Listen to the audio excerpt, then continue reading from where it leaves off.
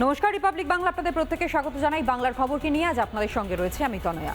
বাংলা নতুন করে গোটা ভারতের সামনে আবারও গর্বের মুহূর্ত সৃষ্টি করতে চলেছে। কেন আজ কথা বলা? তার কারণ মাত্র 2 মাস হয়েছে রাজ্যে পালাবদল হয়েছে, নতুন সরকার গঠন হয়েছে এবং নতুন সরকারের আমলেই কার্যত শিল্পে জোয়ার আসতে চলেছে। মূলত ডানকুনিতে সেখানে একটি হোশিয়ারি কারখানার 2য় ইউনিটের শিলান্যাস করলেন মুখ্যমন্ত্রী শুভেন্দু অধিকারী। ডবল ইঞ্জিনে সরকারের যে সুফল বাংলা পেতে চলেছে তা কার্যত স্থির হয়ে গেল, আর সেই বক্তব্যই আজ উঠে আসলো মুখ্যমন্ত্রী শুভেন্দু অধিকারীর গলায়। শুনুন।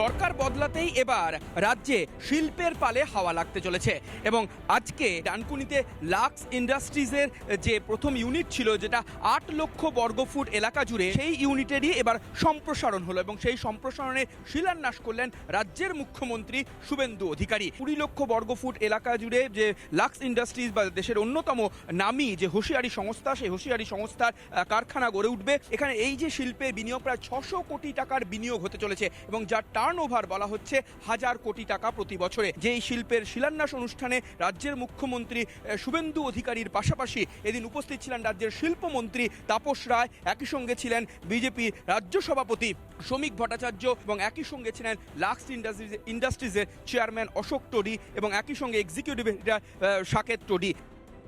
প্রথমত বলবো, ডবল ইঞ্জিনের সুফল আপনারা পাবেন। স্বাস্থ্য শিক্ষায় আধুনিকতার ছোঁয়া পৌঁছে দেওয়া, এটা যেমন সরকারের কাজ, তেমনি শিল্পায়ন, বিনিয়োগ, কর্মসংস্থান আর পরিকাঠামো উন্নয়ন এবং শিল্পকে কেন্দ্র করে ancillary industry friendly, business friendly environment, সব মিলিয়ে শিল্পের জোয়ার আসতে চলেছে বাংলায় এবং গত 15 বছর বা তারও বেশি সময় ধরে যে শিল্পের খরা ছিল এই পশ্চিমবঙ্গে, সেই শিল্পের খরা কাটিয়ে এবার নতুন সরকারের হাত ধরে রাজ্যে এবার নতুন করে বিনিয়োগ হচ্ছে শিল্পে।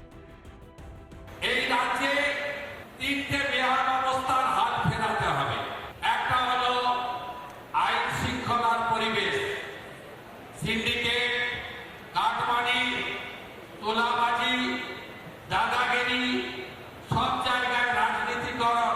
এই জায়গা থেকে আমরা 2 মাসে বেরিয়ে এসেছি অনেকটা, এটা আমরা কন্টিনিউ করব। ডানকুনিতে লম্বা লাইন করে ট্রাকে কেউ হাত পাতে না। লাক্স কোচির কারখানায় এসে মে মাসের 4 তারিখের পরে কেউ আসেনি যে আমার মান্থলিটা দিয়ে দিন। শিল্পায়নে আবারও দেশে শীর্ষস্থানে এগিয়ে আসবে এমনটাই আশাবাদী এখানকার শিল্পপতিরাও। ভিডিও জার্নালিস্ট দেবব্রত বোসের সঙ্গে সুখেন্দু সরকার, রিপাবলিক বাংলা, ডানকুনি। কলকাতা বন্দরের 2য় রানওয়েতে থাকা যে মসজিদ, সেই মসজিদে এবার সরানোর তোড়জোড় শুরু হয়ে গিয়েছে। বিমান ওঠানামার ক্ষেত্রে সমস্যা, আর সেই সমস্যা সমাধানের কারণেই অন্যত্র এই মসজিদ সরানোর ভাবনা চিন্তা ইতিমধ্যেই শুরু করা হয়েছে। আর এরই সঙ্গে আপনাদেরকে জানাই, এই মসজিদে আর এবার থেকে না নামাজ পড়া যাবে না এন্ট্রি পাস পাওয়া যাবে, অর্থাৎ আজ থেকে সেটাও বন্ধ করা হলো। আমি দাঁড়িয়ে রয়েছি যশোর রোডের উপরে, যে বাঁকড়া মুসারপাড়া স্টপেজ রয়েছে সেই তার ওখানে। এখান থেকে কিন্তু তার উল্টো দিকে এই দমদম বিমানবন্দরে যে এই দেওয়ালের যে গেট লাগানো আছে, এখান থেকে যারা মসজিদে নামাজ পড়তে যান তারা কিন্তু অনায়াসে তাদের আধার কার্ড দেখিয়ে ঢুকে যান। দাদা, আপনি কি নামাজ পড়ার জন্য এসেছেন? মানে আজ থেকে তো নামাজ পড়া বন্ধ রাখা হয়েছে। বন্ধ হচ্ছে, যাবো না।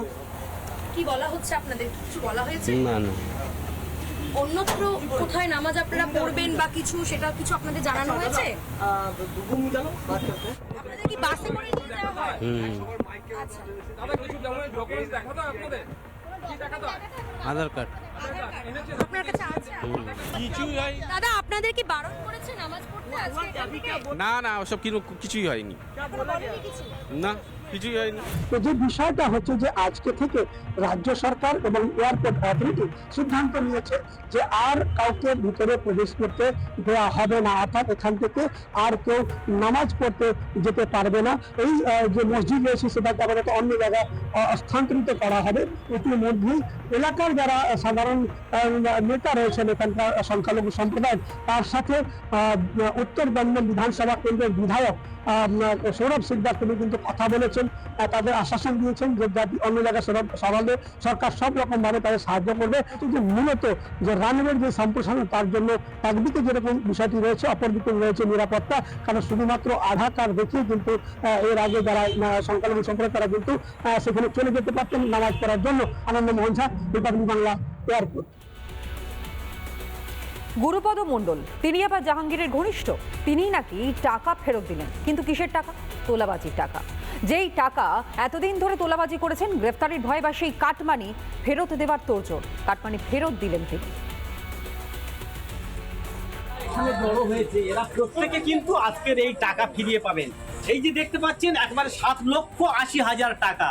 এই টাকাটা কিন্তু এই গরিব মানুষদের কষ্টের ধন, যারা দিন আনতে পান্তা ফুরো একেবারে সকাল হলেই যারা সেক্টর 5-এ কাজ করতে যান, আর সেই ভোরবেলা চলে গিয়ে না খেয়ে না দিয়ে যারা এই টাকাটা ইনকাম করেছিলেন, আর সেই টাকাটা গুরুপদ মণ্ডল নামে এখানে জাহাঙ্গীরের একেবারে ডান হাত, সেই টাকা জোর জবরদস্তি করে তাদের ঘর দেওয়ার নাম করে টাকাগুলো নিয়েছিল।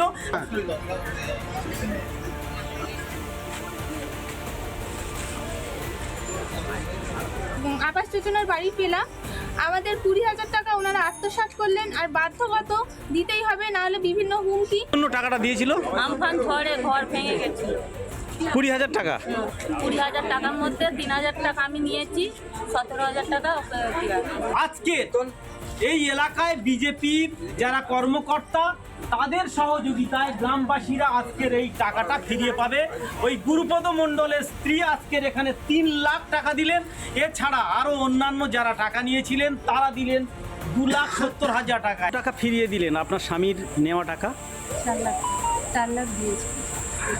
কেন টাকাটা ফিরিয়ে দিলেন? আমার স্বামী কাজের ক্ষেত্রে নিয়েছিল, সেটা আমি ফেরত দিয়েছি। এই এলাকায় যারা বিজেপি যারা কর্মী ছিলেন তাদের উদ্যোগে আজকের এই এলাকার মানুষরা কিন্তু একটু মুখ খুলে মন খুলে হাসতে পারলো। আর এই হাসিটা কিন্তু আজকে শুধু এই বনহোগলা গ্রামে নয়, এই হাসিটা যেন ফলতার সর্বত্র ছড়িয়ে যায়। আর ফলতার প্রত্যেকটা গ্রামে গ্রামে যারা জাহাঙ্গীর বাহিনী ছিল তাদের কাছ থেকে টাকা উদ্ধার করে এই গরিব মানুষের টাকা যেন গরিবেরা ফিরে পায়। এই গুরুপদ মণ্ডল, উৎপল কাঞ্জি, মানস পান্ডা, যারা হচ্ছে জাহাঙ্গীরের এই টাকা তুলতো, শুধু আমফানের শুধু টাকা নয়, আবাস যোজনারও টাকা বিভিন্নভাবে লুট করেছে। সেন্ট্রাল গভর্নমেন্টের বিভিন্ন স্কিমের টাকাও লুট করেছে। পাবলিক বাংলার জন্য বরুণ হালদারের রিপোর্ট, দক্ষিণ 24 পরগনা। আর এবার আসি মেদিনীপুরের ঘটনায়। মেদিনীপুর মেডিকেলের সেখানকার স্যালাইন কাণ্ডে ইতিমধ্যে কড়া পদক্ষেপ স্বাস্থ্য দপ্তরের পক্ষ থেকে নেওয়া হয়েছে। এমনকি যে তদন্ত কমিটি গঠন করা হয়েছে সেই তদন্ত কমিটির পরিদর্শনের পরই কার্যত 5 জনকে হাসপাতালে 5 জনকে শোকজ করা হয়। আর এই শোকজের উত্তর পাওয়ার পরই তা স্বাস্থ্যমন্ত্রীর কাছে চলে যাবে। সম্পূর্ণ অর্থাৎ পূর্ণাঙ্গ রিপোর্ট জমা দেওয়া হবে তার কাছে। বুধবার মেদিনীপুর মেডিকেল কলেজ হাসপাতালে এক মুমূর্ষু রোগীকে মেয়াদ উত্তীর্ণ স্যালাইন দেওয়ার ঘটনা ঘটে। আর যে ঘটনা নিয়ে কিন্তু রীতিমতো তোলপাড় পড়ে যায় রাজ্য জুড়ে। আর এই স্যালাইন কাণ্ডের তদন্তে ঠিক কতটা কড়া স্বাস্থ্য দপ্তর তার প্রমাণ মেলে তার পরের দিনই। দ্রুত একটি টিম ফর্ম করে পাঠিয়ে দেওয়া হয় মেদিনীপুর মেডিকেল কলেজ হাসপাতালে এবং শুরু হয় তদন্ত। আর এই তদন্তে এবার আরও কড়া পদক্ষেপের পথে স্বাস্থ্য দপ্তর। জানা গিয়েছে এই ঘটনায় জড়িত সন্দেহে ইতিমধ্যেই কিন্তু 5 জনকে শোকজ করা হয়েছে স্বাস্থ্য দপ্তরের তরফে, যারা প্রত্যেকেই মেদিনীপুর মেডিকেল কলেজে বর্তমানে কর্মরত। এতদিন এই সমস্ত অপকর্ম স্যালাইন কাণ্ড থেকে খুন ধর্ষণের কোনো সাজা হতো না, ইনকোয়ারি হতো না, বরং তাদেরকে বাঁচাবার চেষ্টা হতো। কারণ এই যে দুর্নীতি, তার পিছনে নেতারা মন্ত্রীরা থাকতেন। আজ সরকার পাল্টেছে, প্রশাসন খুব সক্রিয় হয়েছে, এই সমস্ত অপরাধের বিচার হবে, সাজা হবে। এই 5 জনের মধ্যে রয়েছেন যেমন একজন স্টাফ নার্স, রয়েছেন একজন সিস্টার ইনচার্জ, রয়েছেন অ্যাসিস্ট্যান্ট মেডিকেল সুপারিনটেন্ডেন্ট পদমর্যাদার এক আধিকারিক রয়েছেন, অ্যাডিশনাল সুপার পদমর্যাদার এক আধিকারিক এবং রয়েছে স্টোর ইনচার্জ। অর্থাৎ এই যে স্যালাইন দেওয়া হলো, সেই স্যালাইনের পুরো চেনের সঙ্গে যারা যুক্ত তাদের প্রত্যেককেই কিন্তু শোকজ করা হলো। তবে স্বাস্থ্যমন্ত্রী যে গোটা বিষয় নিয়ে যথেষ্ট কড়া মনোভাব নিচ্ছে তা কিন্তু একেবারেই স্পষ্ট। মেদিনীপুর থেকে সুদীপ্ত দাস, রিপাবলিক বাংলা। আর এবার দুর্গাপুরের খবর আপনাদের সামনে রাখবো। দুর্গাপুরে সেখানে আবার অন্নপূর্ণা যোজনার ফর্ম। এই অন্নপূর্ণা যোজনার ফর্ম ফিল আপ করতে গিয়ে বার্ষিক আয় দেখানো হচ্ছে 60,000 টাকা। স্ত্রী পরিযায়ী শ্রমিক। আর এই ঘটনার নেপথ্যেও সেই জালিয়াতি, সেই তৃণমূল কংগ্রেস, নামটা সেই জড়িয়েই গেল। নগর নিগমের পরিচিত মুখ ধর্মেন্দ্র যাদব, প্রশাসক মণ্ডলীর প্রাক্তন ভাইস চেয়ারম্যান, মেয়র পরিষদ এবং দীর্ঘদিনের দুর্গাপুর শহরের কাউন্সিলর তিনি। কিন্তু তার বউ স্বপ্না যাদব অন্নপূর্ণা ভান্ডার যোজনার যে ফর্ম, সেই ফর্ম ফিল আপ করে তিনি লিখছেন যে তাদের বার্ষিক আয় 60,000 টাকা।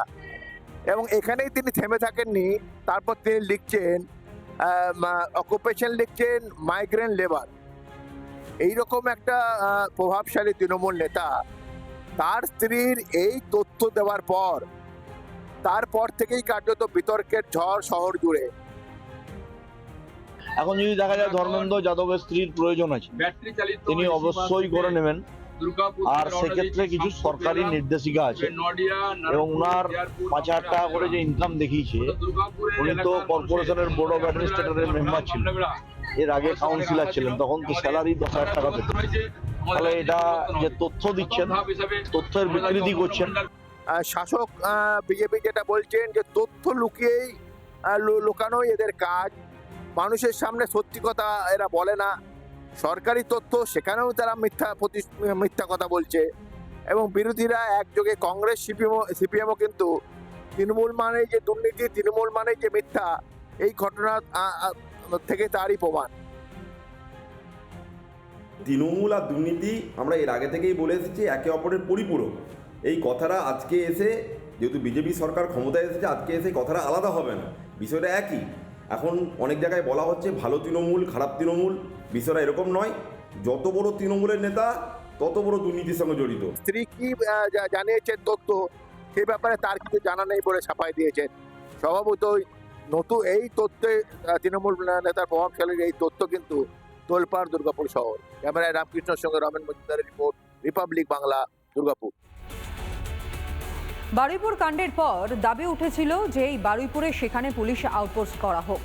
শুভেন্দু অধিকারী মুখ্যমন্ত্রী, তিনি তার কথা রেখেছেন। আজ ফের একবার তিনি বারুইপুরে যান এবং সেখানে গিয়ে নির্যাতিতা এবং একই সঙ্গে গণপিটুনিতে যার মৃত্যু হয়েছে সেই ইন্দ্রজিৎ তার পরিবারের সঙ্গে দেখা করেন এবং একই সঙ্গে জানাই যে সরকারি সাহায্য দেওয়ার কথা ঘোষণা করা হয়েছিল, সেই সরকারি সাহায্য যেমন নির্যাতিতার পরিবারকে দেওয়া হয়, ঠিক একই রকমভাবেই 25 লক্ষ টাকার আর্থিক সাহায্য ইন্দ্রজিৎ এবং তার দাদাকে সিভিক ভলেন্টিয়ারের কাজে নিযুক্ত করার প্রতিশ্রুতিও দিয়েছেন মুখ্যমন্ত্রী শুভেন্দু অধিকারী। রয়েছি ইন্দ্রজিৎ মণ্ডল, যাকে পিটিয়ে খুন করা হয়েছিল সূর্যপুর নাবালিকা মেয়ে ধর্ষণ ঘটনার পর জনরোষের শিকার হয়েছিলেন এই ইন্দ্রজিৎ মণ্ডল। আমি দেখাতে বলবো সেই ইন্দ্রজিৎ মণ্ডলের বাড়ি, বাইরে কিন্তু সিসিটিভি ক্যামেরা লাগানো রয়েছে এবং এই যে ইন্দ্রজিৎ মণ্ডলের বাড়ি, সেই বাড়ি থেকেই ইন্দ্রজিৎ মণ্ডলকে তাকে টেনে নিয়ে যাওয়া হয় বাইরে।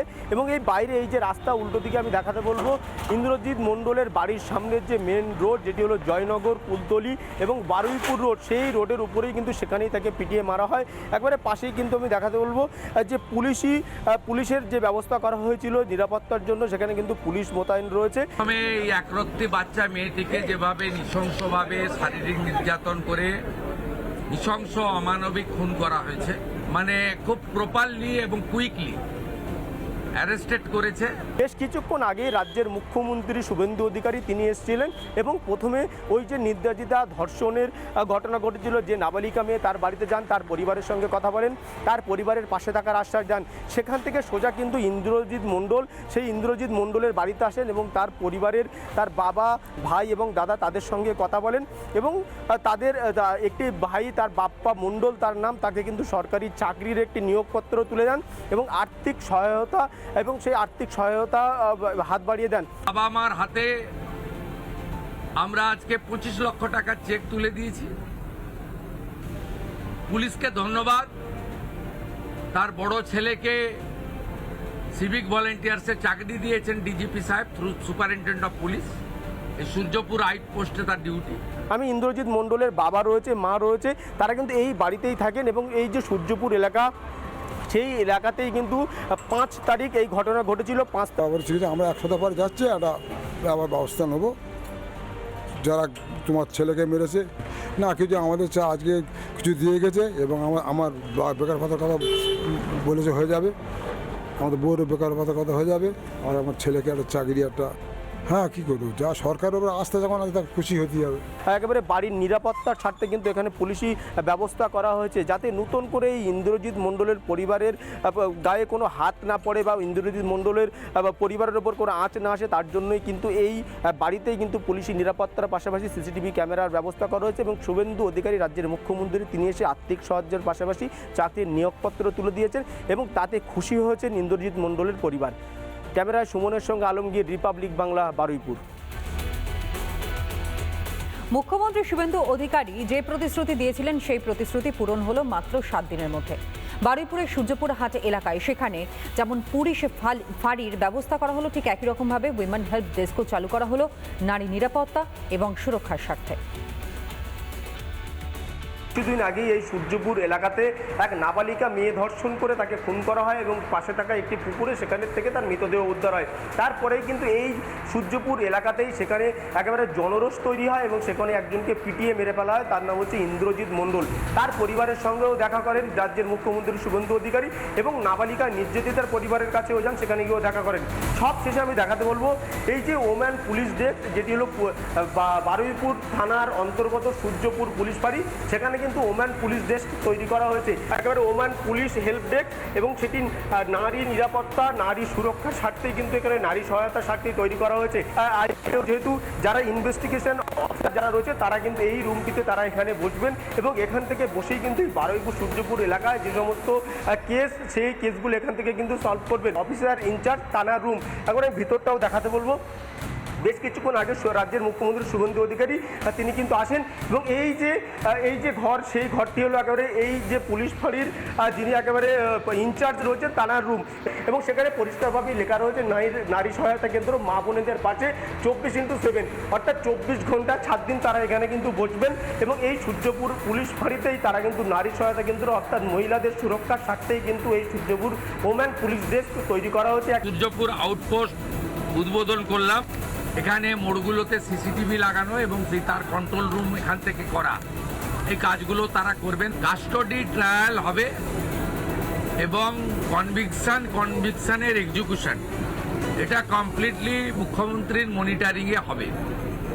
একটা দৃষ্টান্তমূলক নজির আমরা এই কেসে রাখবো। এই যে এলাকা, সেই এলাকার নিরাপত্তার স্বার্থে কিন্তু পুরো সিসিটিভি দিয়ে কিন্তু মুড়ে ফেলা হবে, যাতে কোনো রকমভাবে এই এলাকাতে কোনো রকমভাবে দুষ্কৃতি, আনাগোনা বা কোনো অশান্তির আবহ যাতে না তৈরি হয়, তার জন্যই কিন্তু এই এলাকাগুলিতে কিন্তু সিসিটিভির ব্যবস্থা করা হবে, সেটা শুভেন্দু অধিকারীর পক্ষ থেকে, মুখ্যমন্ত্রীর পক্ষ থেকে জানানো হয়েছে। দ্বিতীয় হচ্ছে ইন্দ্রজিৎ মণ্ডলের যে মব লিঞ্চিং, এটা মব লিঞ্চিং আমি বলবো না, এটা কমপ্লিটলি তার নাম পরিচয় দেখে তাকে খুন করা হয়েছে। এর পিছনে ভোটে রিজেক্টেড যারা হয়েছেন তাদের বড় উস্কানি রয়েছে, র্যাডিক্যাল মৌলবাদী গ্রুপও থাকতে পারে। আগেই এসপি অফিসে, বারুইপুর এসপি অফিসে এসে শুভেন্দু অধিকারী রাজ্যের মুখ্যমন্ত্রীর দিন যেমনটা জানিয়েছিলেন, পুলিশি ইনভেস্টিগেশনে উঠে এসেছিল এই যে ইন্দ্রজিৎ মণ্ডল, সে একেবারে নির্দোষ ছিল, তাকে পিটিয়ে মেরে ফেলা হয়েছে। সেই ইন্দ্রজিতের পরিবারকে আর্থিক সাহায্য এবং তার দাদা বাপি মণ্ডল, তাকে একটি সরকারি চাকরির নিয়োগপত্র দেওয়া হয়েছে, ক্ষতিপূরণ বাবদ তাকে আর্থিক সাহায্য এবং একটি চাকরির ব্যবস্থা করে দেওয়া হয়েছে। এবং এই যে নির্যাতিতার পরিবার, সেই নির্যাতিতার পরিবারের পাশে থাকারও আশ্বাস দিয়েছেন রাজ্যের মুখ্যমন্ত্রী শুভেন্দু অধিকারী, এবং ইন্দ্রজিৎ মণ্ডল যাকে পিটিয়ে খুন করা হয়েছে তার পরিবারের পাশেও দাঁড়াবেন বলে আশ্বাস দিয়েছেন রাজ্যের মুখ্যমন্ত্রী শুভেন্দু অধিকারী। সঙ্গে যারাই জড়িত তাদের কোনো রকমভাবে ছাড় দেওয়া হবে না, যেটা মুখ্যমন্ত্রীর পক্ষ থেকে জানানো হয়েছে। ক্যামেরা সুমনের সঙ্গে আলমগীর, রিপাবলিক বাংলা, বারুইপুর।